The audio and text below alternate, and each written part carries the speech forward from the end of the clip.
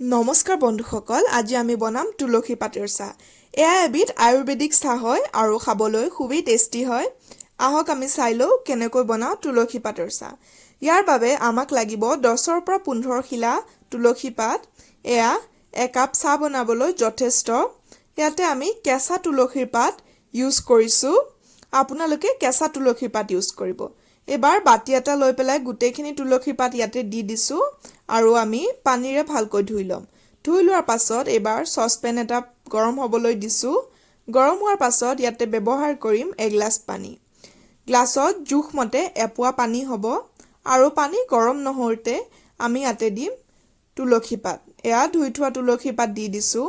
ধুই থোৱা তুলসী পাত দিয়াৰ পাছত আমি বইল হ'বলৈ দিব লাগিব পানী আৰু ইয়াৰ পাছত আমি ব্যৱহাৰ কৰিম আদা। ইয়াতে মই আদা ৰুকি লৈছোঁ।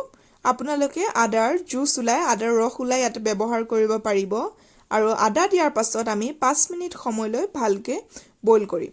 তুলসী পাতত যথেষ্ট গুণ থাকে, তাৰে মাজতে গুণসমূহ হৈছে আহক আমি চাই লওঁ। ৰেস্পিৰেটৰী ডিছঅৰ্ডাৰ অৰ্থাৎ হাঁওফাঁওৰ প্ৰব্লেম কমায়, বিট ষ্ট্ৰেছ অৰ্থাৎ মানসিক চাপ কমায় আৰু ব্লাড ছুগাৰ লেভেল ৰেগুলেট কৰে। দাঁতৰ বিষ কমায়, দাঁতৰ বিষত যথেষ্ট ভাল তুলসী। চৰ্দি অথবা কাহত খুবেই ভাল। আমি সকলোৱে জানো যে চৰ্দি কাহ হ'লে তুলসী খায়। স্কিন ৰিপেয়াৰ কৰে অৰ্থাৎ ছাল উজ্জ্বল কৰাত সহায় কৰে, শৰীৰৰ ওজন কমায়। তুলসী পাতত এইসমূহ গুণৰ বাহিৰে আৰু যথেষ্ট গুণ আছে। এয়া 5 মিনিটৰ পাছত আমি ইয়াতে ব্যৱহাৰ কৰিলোঁ নিমখ। নিমখ জোখমতে দি দিব কাৰণ ইয়াতে পানী কমি গৈছে। আমি 5 মিনিটৰ বাবে বইল হ'বলৈ দিছোঁ।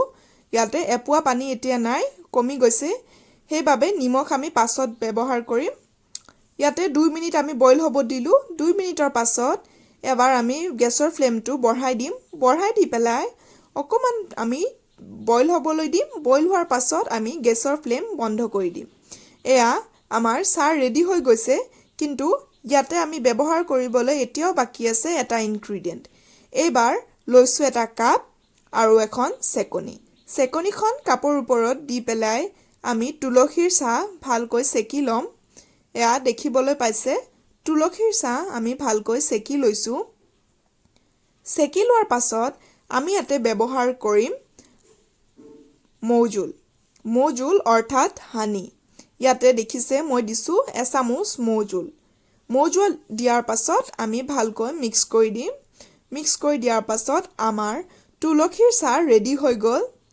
আপোনালোকে খাই চাব, এইটো তুলসীৰ চাহ খুবেই টেষ্টি আৰু খুবেই হেল্ডি হয়। তুলসীৰ চাহ হাৰ্বেল টি হয়। আশা কৰিলোঁ আপোনালোকৰ ভিডিঅ'টো চাই ভাল লাগিলে। ভিডিঅ'টো প্লিজ লাইক এটা কৰি দিব আৰু নিজৰ বন্ধু আৰু পৰিয়ালবৰ্গৰ লগত শ্বেয়াৰ কৰি দিব। মোৰ চেনেলটো ছাবস্ক্ৰাইব কৰি দিব। আকৌ লৈ আহিম আপোনালোকলৈ আন এটা ভিডিঅ'। ধন্যবাদ।